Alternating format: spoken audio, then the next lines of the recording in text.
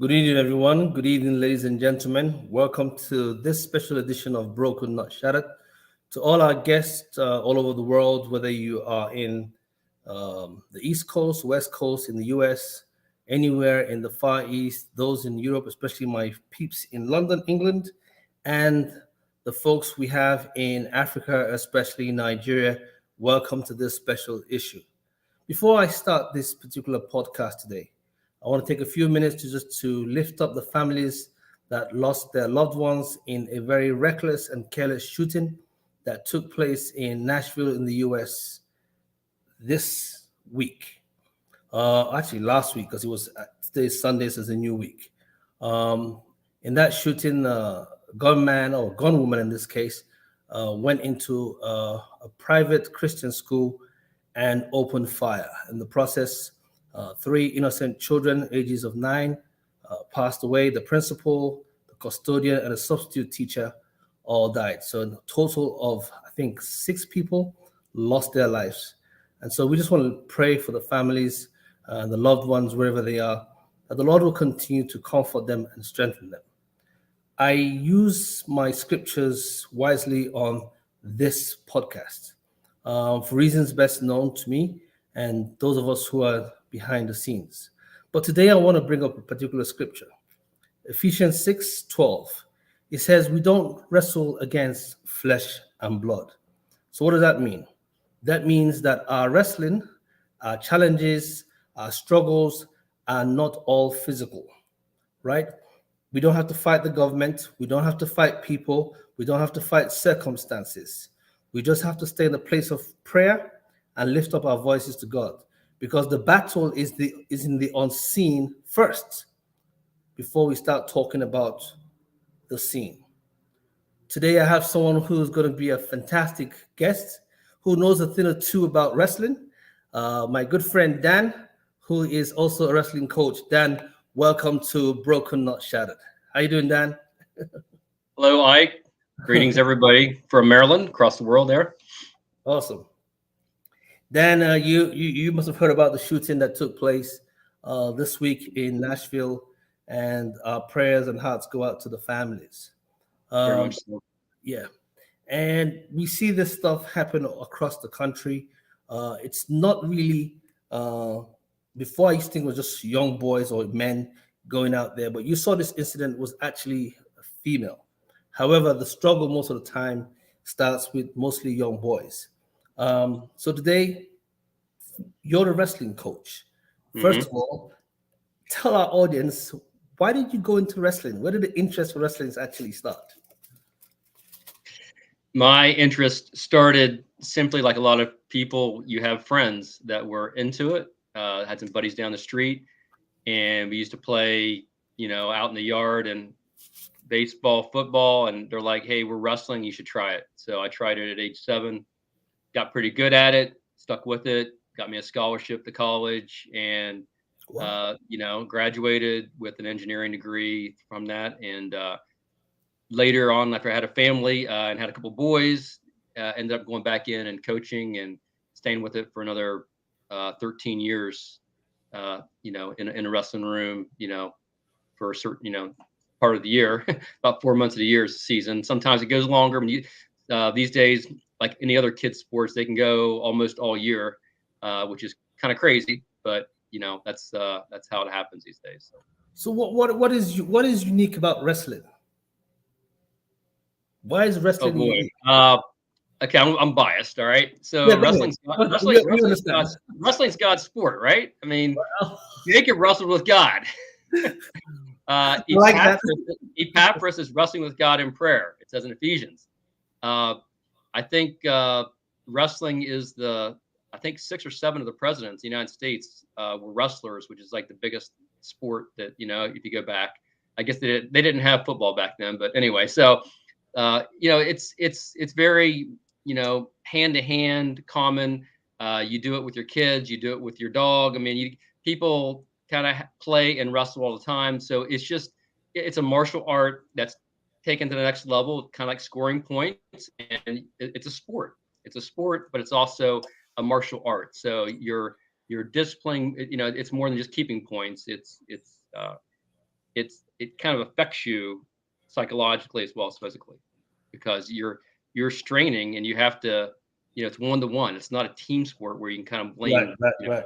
Joe, you missed a shot. No, that was you. It's on you. So there's high rewards and high losses with that sport. And it Awesome. depends. And there's a big psychology behind how to handle losses with individual sports, because there can be a lot of pressure on it, as you would imagine. Yeah, yes, we know, especially in this part of the world, there's a lot of pressure on young kids when it comes to sports, and most of the time, the pressure actually comes from the parents first, and Correct. then then actually passes that pressure onto the children who are actually enjoying the sport. Um, so let's have a look at this, because the topic today is the struggles that most young men face, from the boyhood all the way down to manhood, right? So most relationships, whether it's family or career, in the workplace, or even our relationships within the faith, right? Most young boys, most men seem to struggle. There's always a struggle.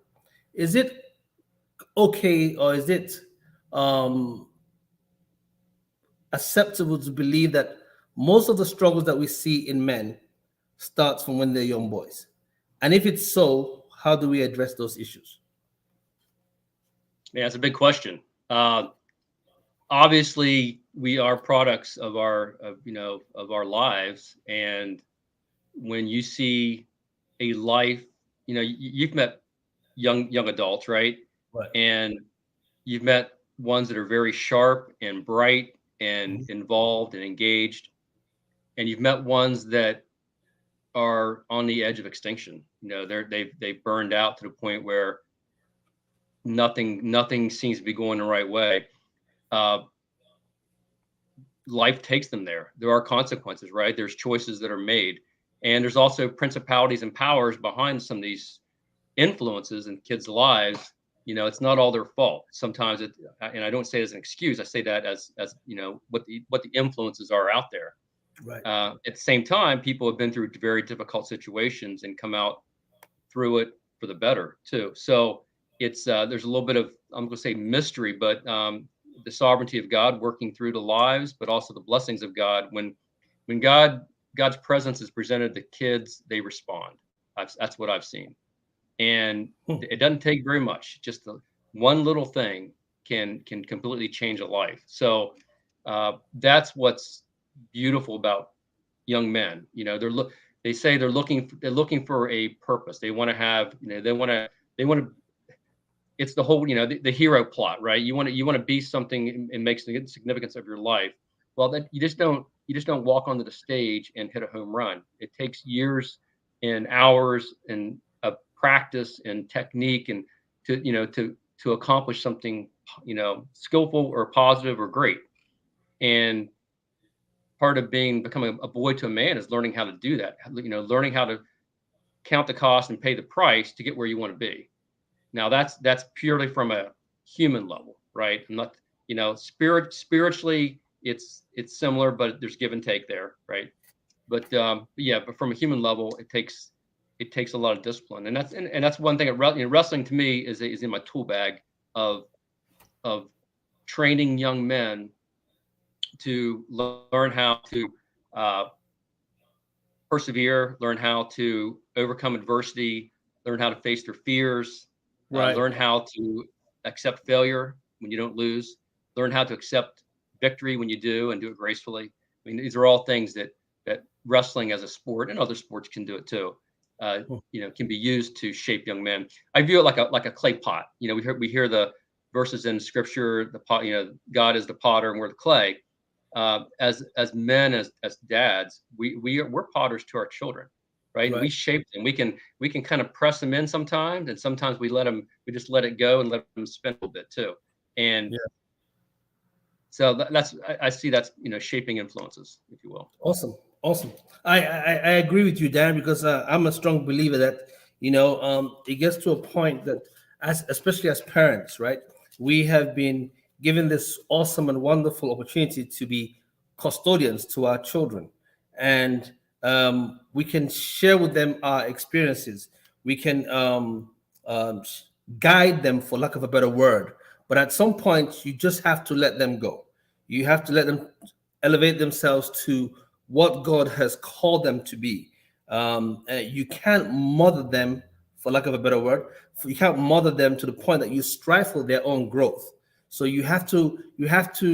Yes, you might say you are actually protecting, but in some cases, if you overdo it, you are now preventing.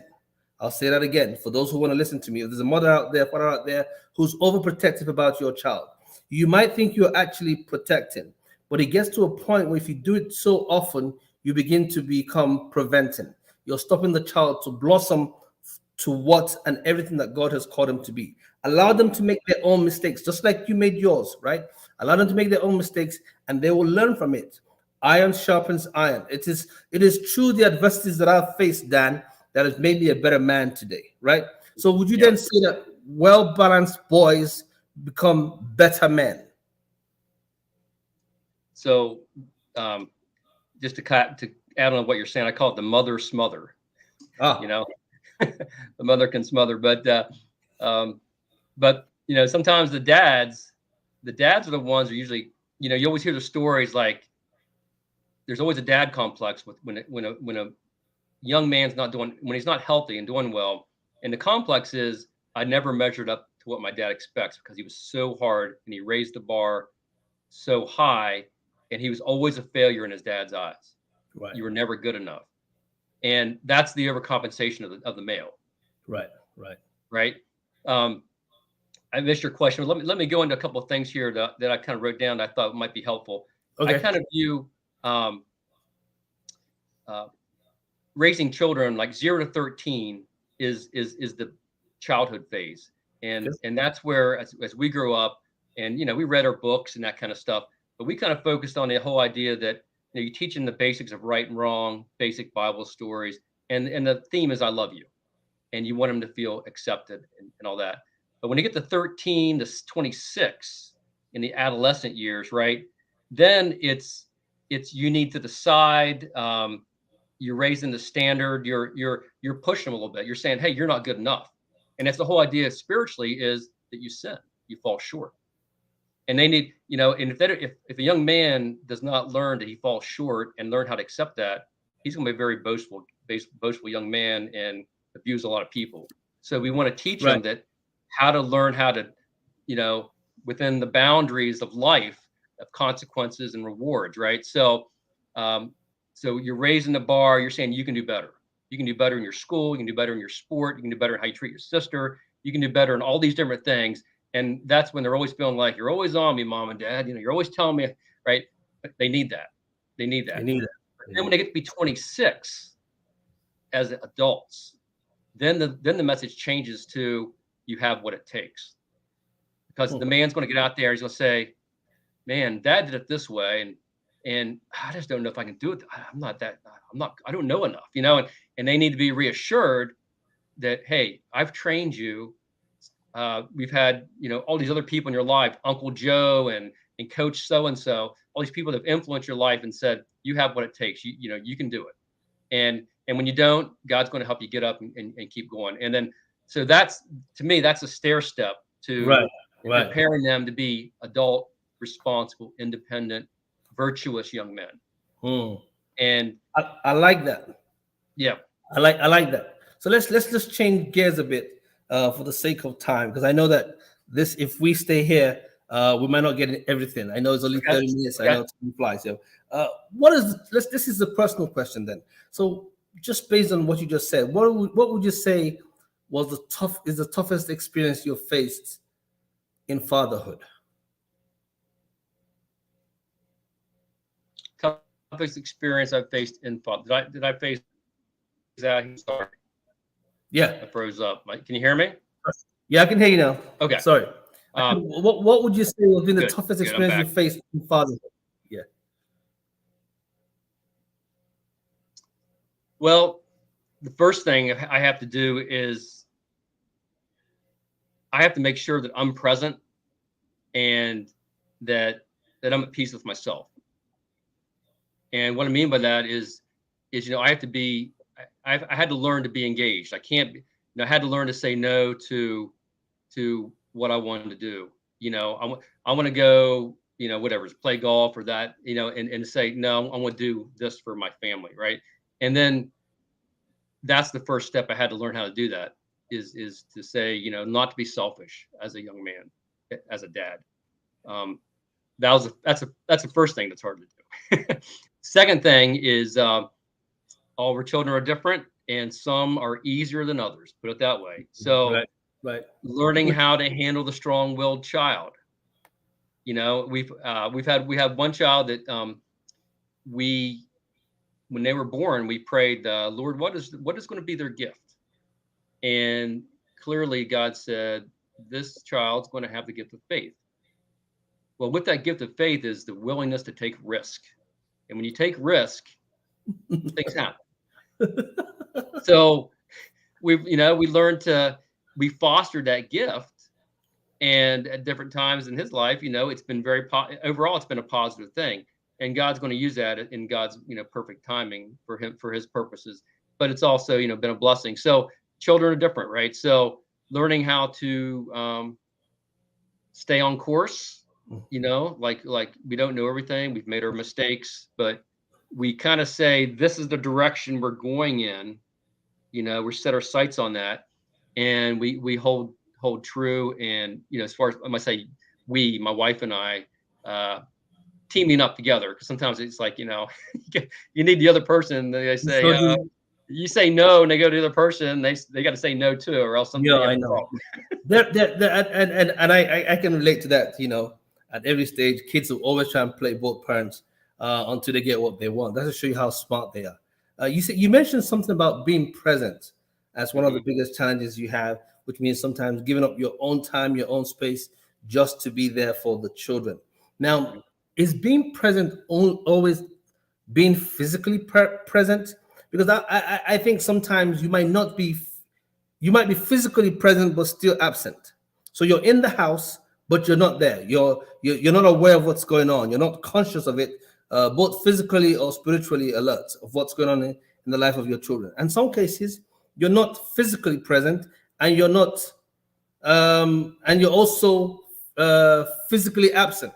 Because I know that one of the things that Dan is, when I first came to the States, I took up a job as a teacher. And I started working with a lot of young boys in the inner city in Baltimore. And I found very quickly that something was wrong somewhere. That every time I walked into the class and spoke, the boys would just keep on talking and talking over me, right? And I couldn't understand that. Now I'm coming from a place where I'm alpha male, right? And I know what it's like for a man to speak, and everybody listens. When my dad walks into the room, every conversation shuts down. But these kids keep on going on as if nothing happens. The female teachers come in and speak, and the boys shut down. And I said there was something wrong with that picture. And I found out very quickly that what it was is that the voice of authority in the house was the female voice. And I understand that in some cases, we have a lot of single mothers who are just raising their kids, and we have mothers who have either lost their husbands or their husbands are incarcerated for whatever it is, or the father of the child is just not available to be there. So the voice of authority in the home is the female voice, right? Back to what I was trying to say earlier on. So my question then will be, where do you find this balance, of actually, if you are not physically present in the life of the child, still be present in the affairs of that particular child? But hold that thought, Dan, because we're going to take a little break, and we'll be back in a few seconds.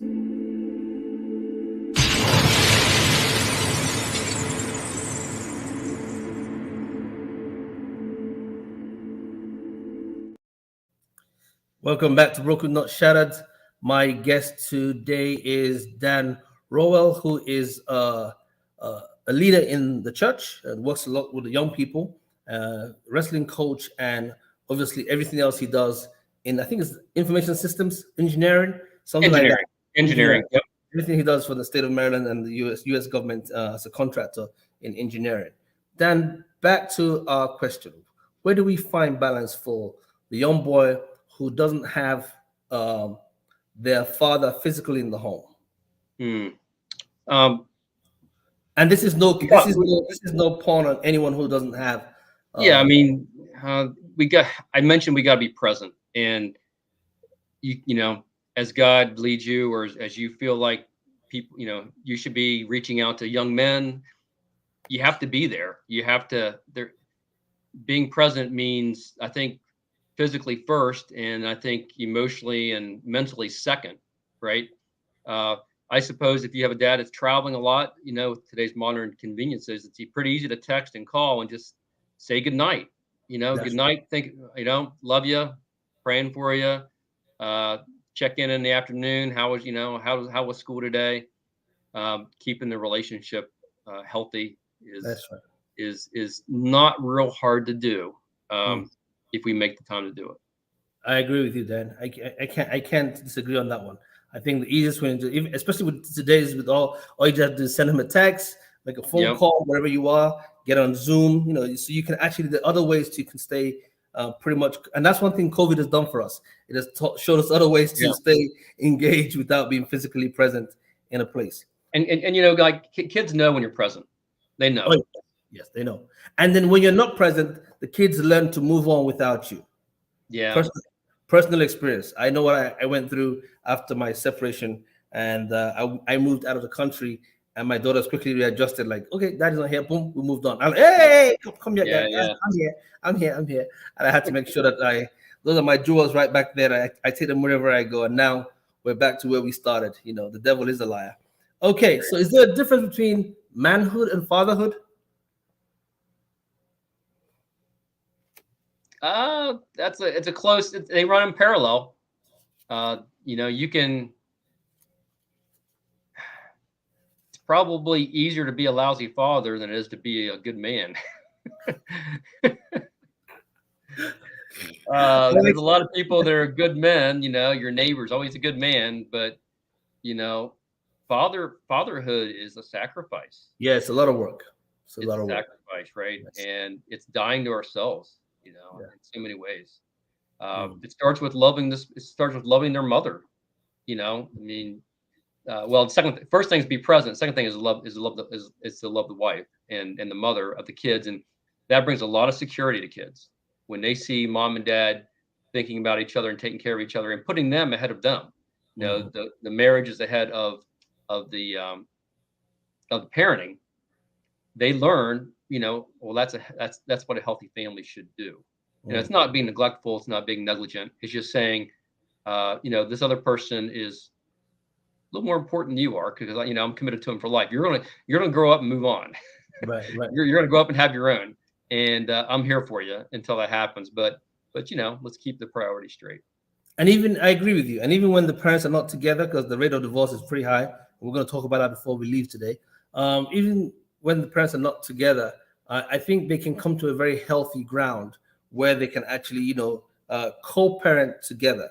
Yeah, And even in the co-parenting, if the parents are not best of friends and close friends, but they are cordial enough and respectful to each other, I um, can see that. um, factoring each other's feelings and emotions and ideas, and just blending this whole thing to make sure that it works not just for them as parents, but also for the wellness of the children.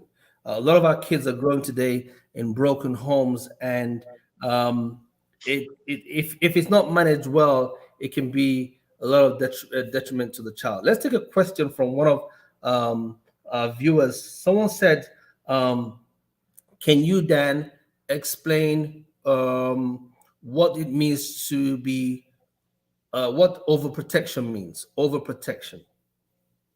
You were talking about the children, protecting your children. So, what is Right. overprotection? To When do you get me, part of over? to me, overprotection is not allowing children to experience natural consequences.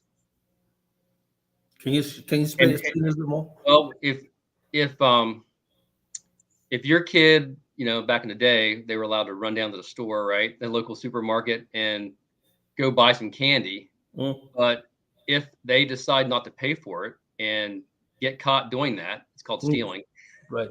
and there's going to be consequences for it. Now, overprotection would be go down and you pay the price for them and completely, not have any consequences at all on them. Mm. I'm not saying, ground them to the ground, but there has to be something where they learn that responsibility Mm. for their actions. Right. I don't know if that's a good example or not. I Yeah, mean, that's fine. that's kind of a stark example, but Yeah.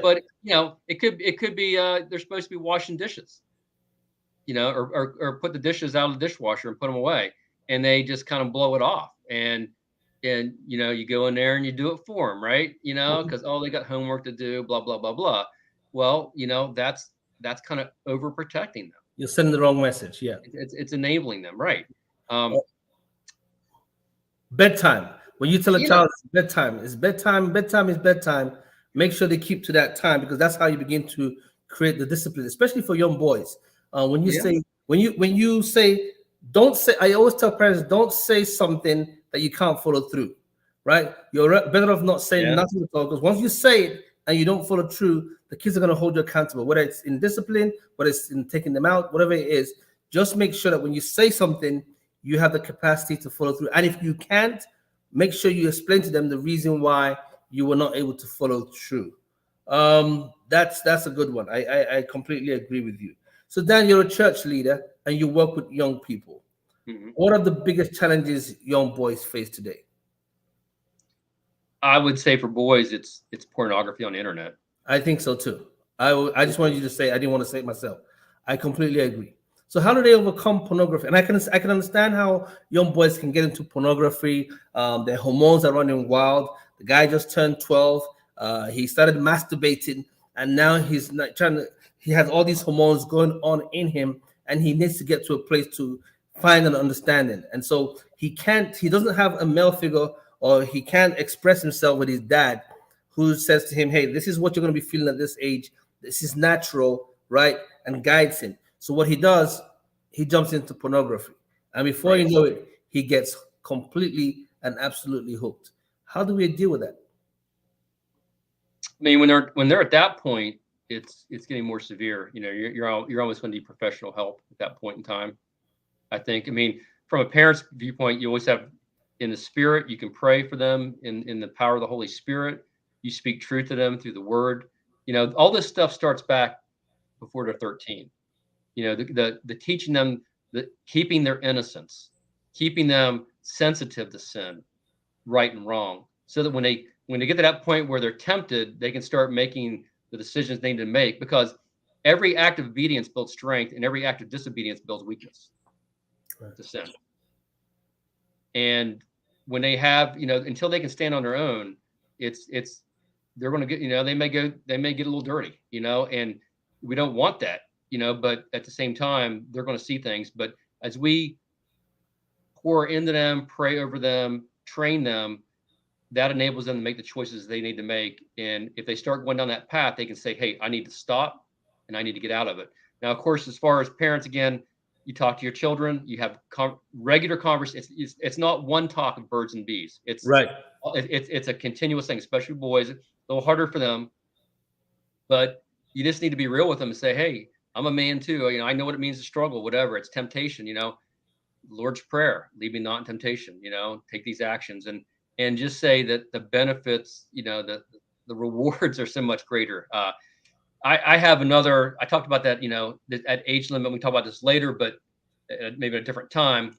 But the consequences, let me just say this, like the consequences of staying in porn as a young adult is going to be broken homes, divorces, and destitute when they're 45 and 50, in that range.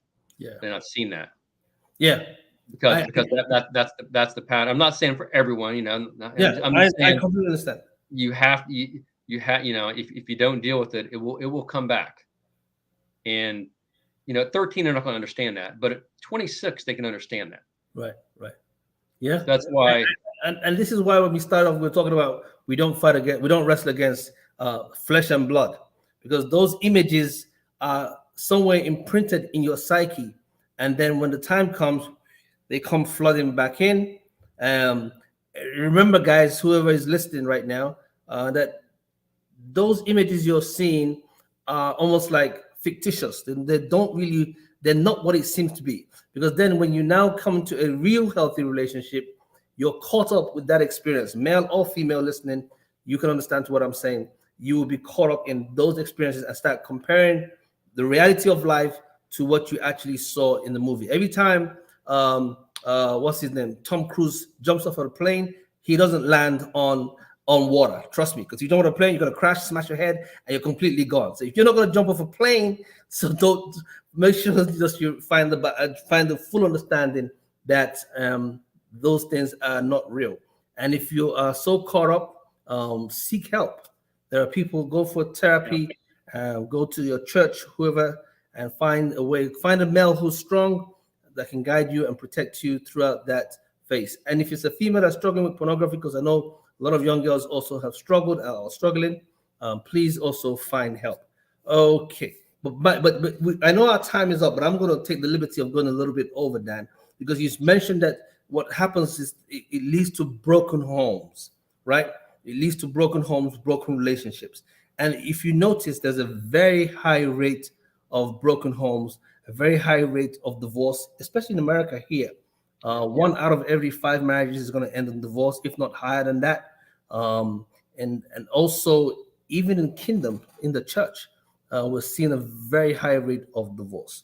Let's use this last few minutes, Dan, you and I, to tell me, how do we get our marriages together, and what are the major consequences of these divorce? Now, I'm a victim, full transparency, I'm a victim of divorce, so I know what it's like. My parents were very close, very, very close, strong, came from a very healthy home, Yeah. but I went through a divorce that I never foresee coming. Right. And I know that the impact it had on me, I know the impact it had on the mother of my children, and I also know the impact it had on my kids. But by God's special My grace, my my my heart sympathies for that. I know there's no easy, there's not an easy, that life's not easy, right? And divorce is not the unforgivable sin, there but the grace of God go I. that's right. Yep. I could see my marriage. There's many times it could have split up over the years, for if we let things go a certain way, right? And uh, I think Ike begins with having healthy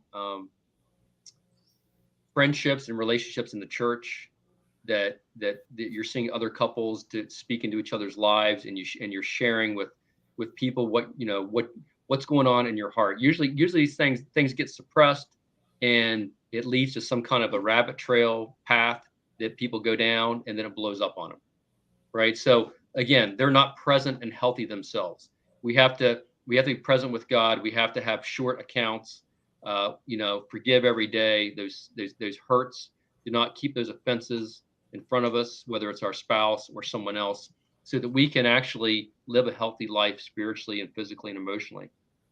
To me, that's where we start with, and we do that in the context of other friends and relationships in the church. I think kind of speak into our lives. We see examples. We're like, I had that thought, but that's really kind of a dumb idea, and you talk with people, right? And that, I think, that helps us stay grounded to what is right. And of course, there's always God Himself in our time with God and His Word. That's the ultimate, bastion of strength to help us find strength of what where to go and make the choices we need to make. Right. Um, but sometimes our feelings are in conflict. Our feelings are in conflict with what we know is right, and people do what they want to do, and we can't always stop that. But God can pick up the pieces. He picks up the shattered lives, picks up the broken pieces, and he brings together those divorces where they work together and raise their kids, and redeems it in a way that He that sure does. He go sure does. forward. Right? Yeah. Lives are not over from divorce. No, But that's true. That's they're true. not over, but it does affect the children, It and does. we have to help them through that. I think a little bit. Yeah. There's some fences to mend in some ways, but it's not the end of the world. I completely agree. Even when you're going through such phases that look as if life has hit you one of those big punches in the gut, Yep. you might be Yep. broken, but just remember you're not shattered. You're And not shattered. as I long like as that. as long as you're not shattered, there is still hope for you to continue to become all that God has planned in your life. Because whatever the enemy had planned for evil, he turns it around. Now, for the people who are not churched or don't have the foundation that you and I have as Christian men, where do they go? How do they find a resolve in their relationships? Talking about marriage or manhood. Yeah, marriage, manhood. We, They're not, I think they're not Christian. So it's easy for you and I to assume that everyone listening is a Christian. I apologize for the. I mean, it's No, I understand. we need to turn to God. We need to turn to God when things are hard. That's all I can say. And that's true. God loves you. God loves every one of you. He's there for you. Some people may question that because of the circumstances, but it's not the circumstances, it's the person. He wants a personal relationship. And when we say, God, come into my life, heal me, he will. You will. He Because he first loved you. There is absolutely nothing that you can do that will make God love you less. Absolutely nothing. That's right. Because That's right. the love relationship is never ever about you. It's not about you. It's about him first loving you. And because he has loved you so much and he has doted on you and he's taking care of all your needs according to his riches and glory, it is at that particular time that you're like, wow, what kind of God is this? You know, when the Bible says test and see how great this God is. And then you're like, man, you know, I want to love this guy because he has extremely loved me to the point of giving his only begotten son, Jesus Christ, who dies on the cross. So I think that is what it is. You got to come to the point and say, it's not about you. I know most Christians think they have to do something right to get something right. But in this dispensation, you don't have to do something right to get anything right with God. However, if you do things right, it is a healthier relationship that you will have with your Father. Yeah, and so you And don't everybody else too. and everybody else. I agree with you. And everybody else, everybody else. All right, thanks a lot, Dan. We got to wrap up this one. I know folks are sending messages back and forth. Let me see if I can find one more thing to talk about. Hey, guess what, guys? I know you're saying I'm running over, but that's fine. You know, I don't always run over. So with a guy like that in my house, I got to make sure I milk everything. Manhood defines you to be a man, while fatherhood defines you to be a father. It is one thing to be a man and another thing to be a father. Well said, Obi. Obi's my co-host. He's not here. He's back out in Nigeria. Well said, buddy. We missed you on today's show. I guess we'll bring Dan back again at some point. Okay, somebody says this is from Qatar. They say thank you, Mr. Dan. So all the way from Qatar, you got someone saying thanks. Thanks, Dara. Thanks a lot. All right, guys. It's been a great and awesome time with Dan. Dan, there's a book that you and I talked about earlier on. I'm going to put up the book here just as we come back from our short break.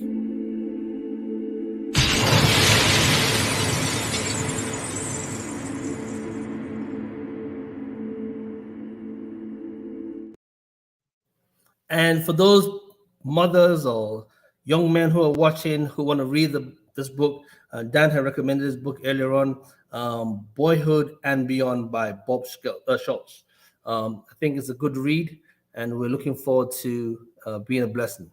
That's about an 8 to 12-year-old range for boys. In that range, it could be very helpful in just developing good relationships as father and son. When they get to be teenagers, I recommend Proverbs. Get into Proverbs. That's good. Because Proverbs are not. They're not like do this, like yeah. It's just kind of like lessons. Yeah, lessons. Yep. Give them Proverbs when they're teenagers, and then when they get to be adults, then they'll start reading their Bible. Right. On average, I mean, there's some kids that are exceptional, but yes, right. But we'll start putting together bigger pieces of the puzzle. You know? And that's when they start eating some meat and stop drinking milk. Yeah, I mean, you want to lay the foundation. You're always teaching them scriptures and all that kind of stuff, but as far as like you need to learn this, you want to go into Proverbs and in teens, and then I think that's they receive that a little better. But yeah. And as we wrap up this show, I just want to say this to whoever's listening: if you have derailed and you've gone off the path, it's okay. Don't beat yourself up.